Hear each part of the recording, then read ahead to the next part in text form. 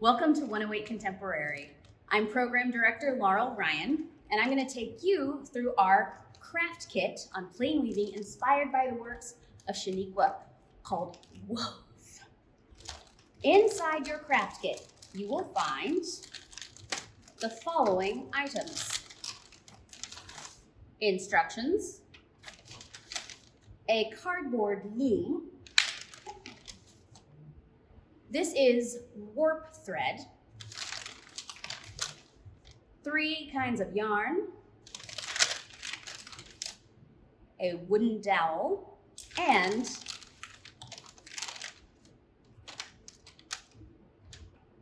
a plastic needle. Follow along.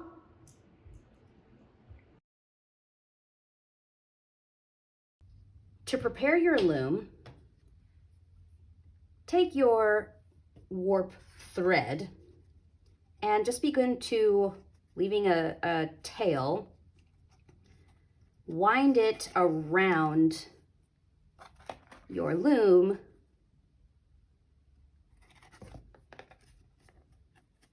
this is actually the front, so that the front side looks like this, just straight. So this is going to be like every other one, on a slight diagonal on the back, and then the front will be parallel rows.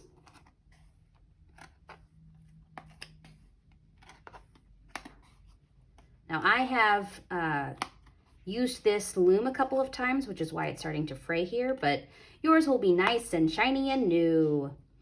And looks like I don't have quite enough to make it all the way around. I could come back and make a make this a little shorter, but that's fine. I can just make my weaving a little narrower by only using these many. And it's totally cool. And then I can tie the ends together on the back using a simple square knot. And then I'm going to snip the ends so they're not getting in the way. And now my loom is ready. Next, grab your wooden dowel, and we're going to use this as a shed stick. Now, what is a shed stick, you might ask? Great question. The shed is when I have inserted this dowel into the warp thread. The shed is that space between the loom and the thread. Or if I were working with a loom that didn't have wasn't solid, it had space in the middle, then the shed would be the space between the warp threads. So you can either pass this all the way under all of them, but the way I'm going to do it is I'm going to create an under over pattern in here so that I can use it to make space for my needle to just slide on through in one direction. The other direction, I'll show you that it's a little different, but this, for me, makes things a little bit easier. Okay. So I'm sliding this all the way up to the top, and now I'm ready to prepare my weft thread.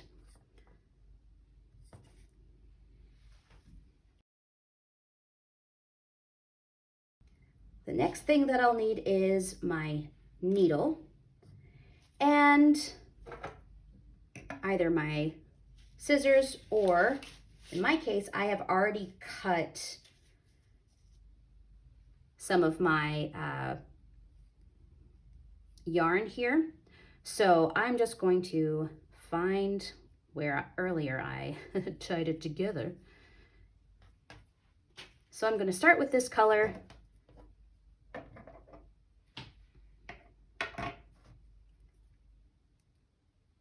and I'm going to thread it through my needle. I can, using just a very simple, easy to undo knot, secure it this way. If you'd like to leave the trailing end just kind of open, then that's totally fine.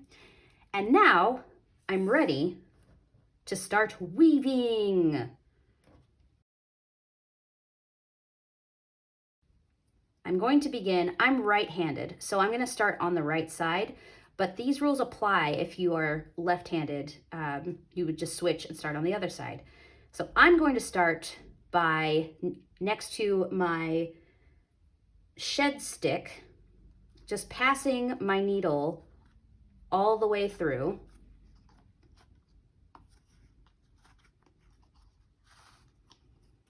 And because there is a shed, because it's open, there's that gap, it makes it pretty easy to pull it through. I'm going to leave a tail about the length of my thumb, not too much longer. And then use my shed stick to just push all of the yarn all the way down. And then to make sure that my end is neat and tidy, I'm going to weave the tail end back under in the opposite direction. So here I can see that it went under, over, and I'm just going to switch that so the tail end goes over. Ugh. And if you're having trouble picking up the warp threads, then using your dowel, the shuttle stick just underneath all of them could help, or I can always use my plastic needle to help lift the threads. And I'm not going too far. I don't have to go all the way across. I'm going about halfway, and then I'm just going to trim this tail end right here. All right, in your instructions, you've reached step 6, just did it. Now on to step 7, you're going to work your weft, your filling yarn in the other direction. So reversing this pattern of under, over, I'm now going to go over, and then under, and then over, under, and so on.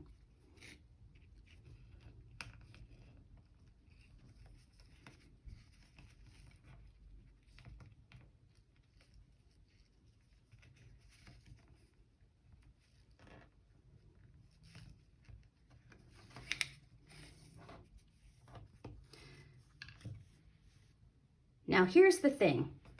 As I pull through, then I use my shed stick to push everything down. As I pull my yarn, I want to be careful not to pull too hard on these edges, also called, the edges of your weaving is called the selvage.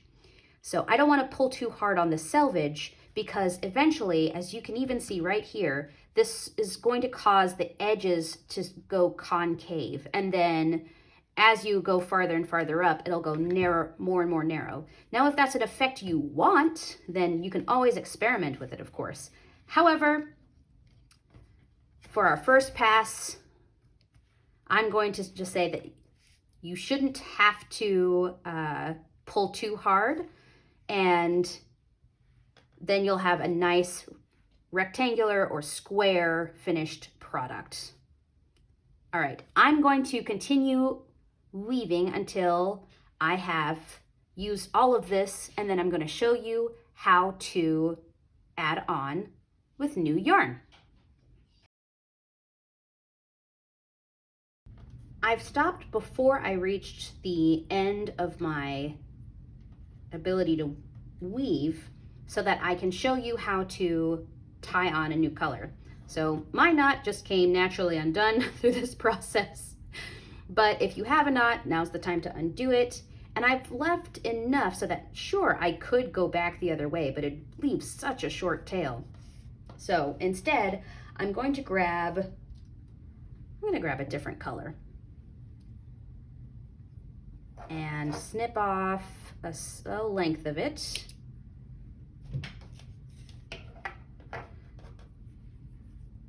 I'm using about this much, and as you can see, my initial length of yarn gave me 1, 2, 3, 4, 5, I guess 1, 2, 3 if I'm just counting the selvage ends, rows of weft. So this is going to be a pretty short stripe, but I'm going to tie these together with a square knot. You could use even a much more simple knot, but I'm using a square knot because I want it to be secure even as I'm bumping the knot against the warp threads. Then I'm going to re-thread my needle with this yarn, and this time, just to show you it's possible, I'm going to leave the end without knotting it. And now I can start again.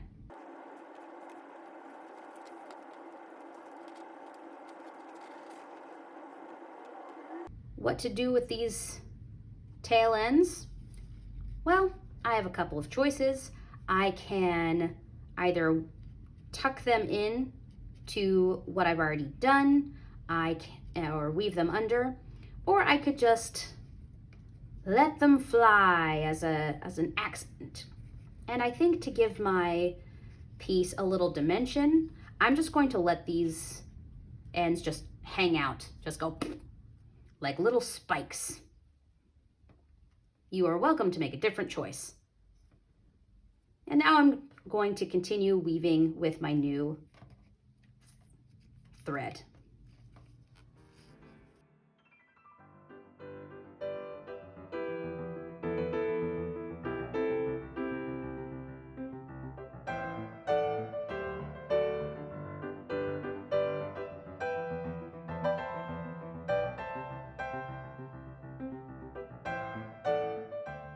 I've stopped here so that I can show you an option.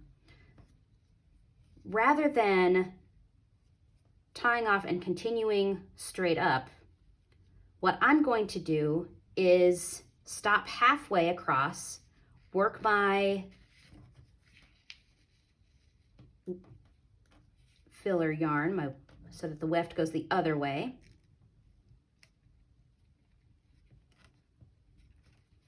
And then I'm going to weave it back, and then I'm just going to leave the end trailing. So now I have 2 rows that I don't have on this side. So when I come back in with my new color of yarn, I'm going to start leaving my trail end facing this way, and I'm going to start this way and go 2 rows and then continue. That will allow me to change colors without tying a knot, and it just gives my piece a little bit more interest, and it makes things fun for me. And it's a very easy way to add some dimension and your own artistic flair to your weaving. So I'll show you how I'm going to do that.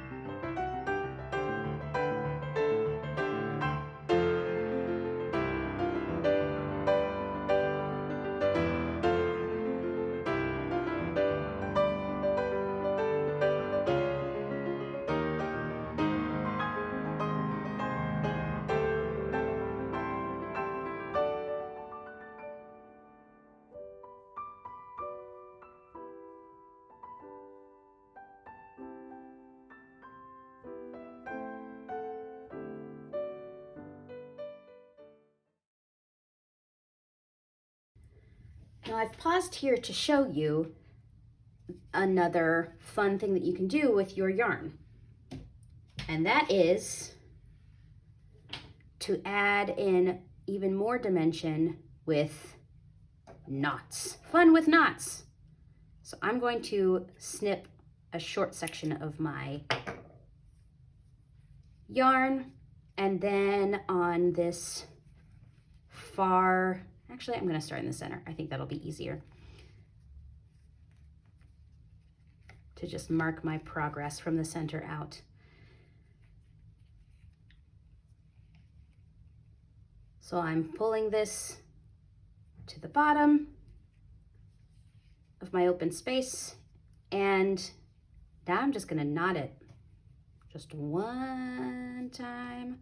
I could also, if I have a more decorative, if you know more decorative knots, you could do it a couple times or make something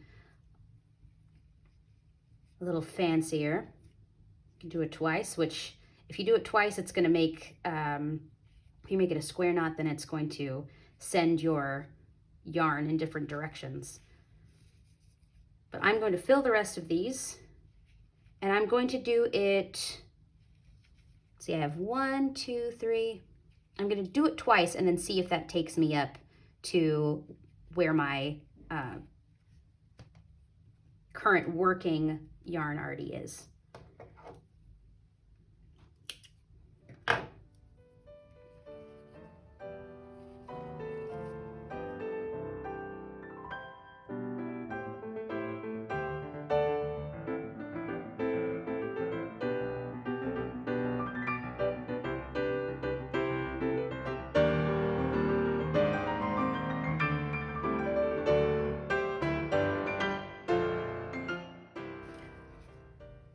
All right, it looks like I have a little bit more space to go, so I'm going to repeat this process until the top of my knot is aligned with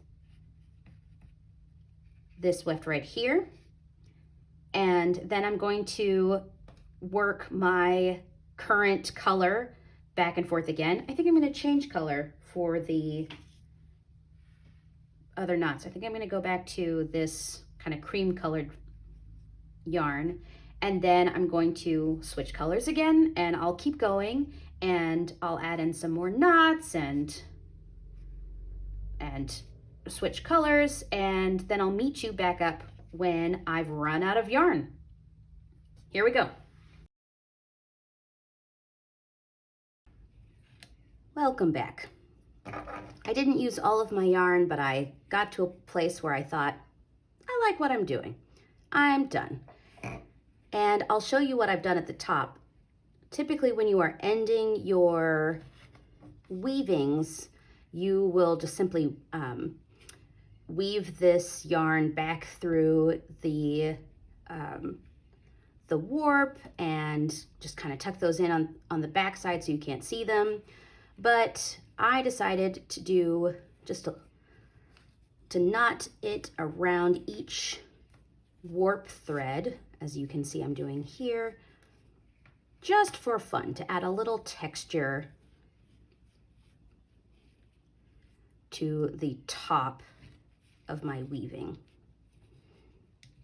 Now, the nice thing about weaving is it's pretty easy to experiment. I mean, knots obviously are a little harder to undo, but if you want to try making your weft really loose so that it's, or going twice around one warp thread, then, you know, that's fine. And I also, in my house, I found some, like this chunky blanket yarn, so I wove that in. You can see what I did with my knotted fringe. Now this takes up a lot of yarn, so if you are wanting to do a really long and full piece, then this technique is not going to help you so much. But now I'm trimming it down so that I get a nice layered look.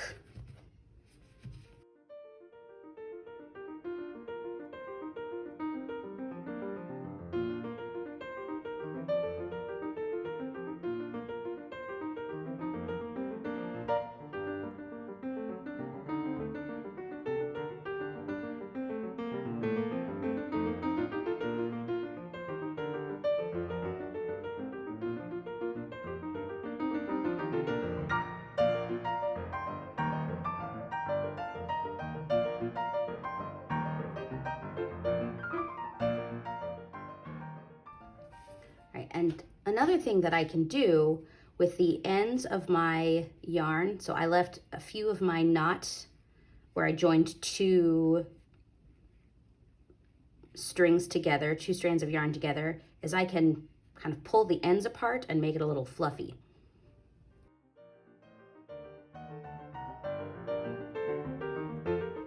And then I can trim the fluff.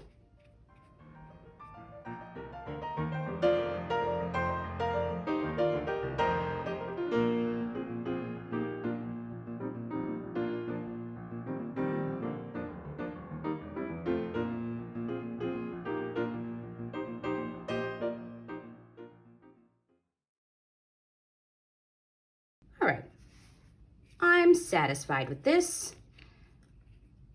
As with anything, we're not ever going for perfection when we first learn something. We just want something that gives us a good feel for how this all works. And then you can try it again with some new or different materials. So I am going to take my project off of the loom. So I'm going to snip here, and then I'm going to cut down the center of each warp thread.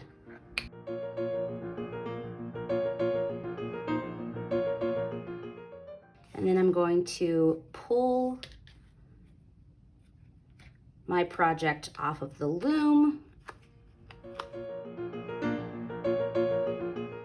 As you can see, it's easier to do if I just pull one string at a time. And to finish the back of my project, while I'm looking at it, I'm just going to pull my extra yarn through a couple of these loops so that it stays secure. I don't want it to unravel after I worked so hard on it.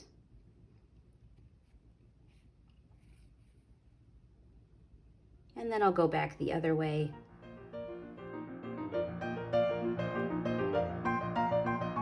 And trim. Finished. On the bottom, I'm going to tie in pairs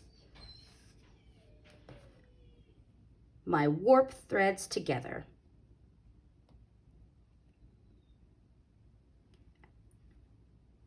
And a square knot is going to make your threads kind of separate like this. But if you pair them and then wrap them around themselves, and I'm going to use my shed stick, my dowel, to keep that knot kind of close to the base, then they will hang nicely like this. So I'm going to finish with all of my warp threads on the bottom of my project.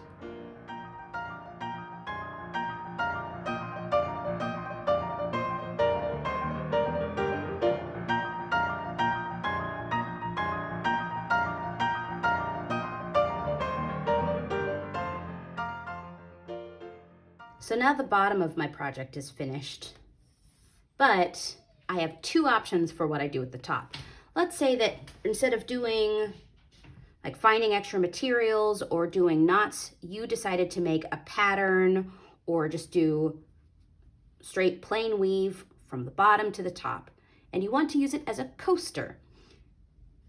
Then, to make sure that this piece can stay flat, you would repeat this process on the top.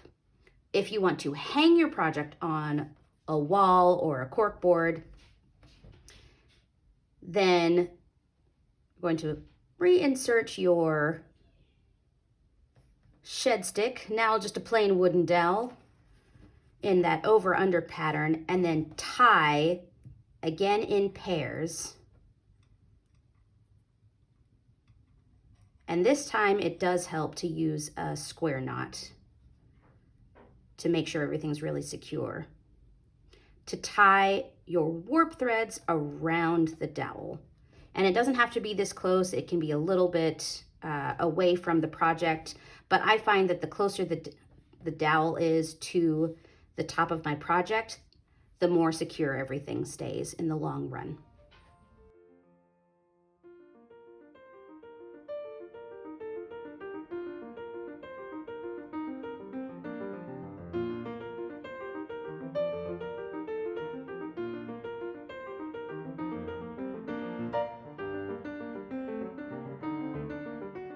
And there you have it. I can either leave these strings hanging down the back, trim them a little bit, and then put a pin or a nail between the dowel and the top of the project, or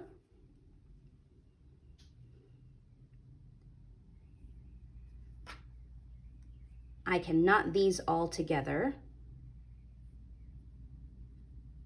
and create a space to hang my project from this area right here. So you've done some plain weaving as well as a little bit of knotting and style with your own stylistic touches. Thank you so much for joining us, and we'll see you around at 108 Contemporary. Bye.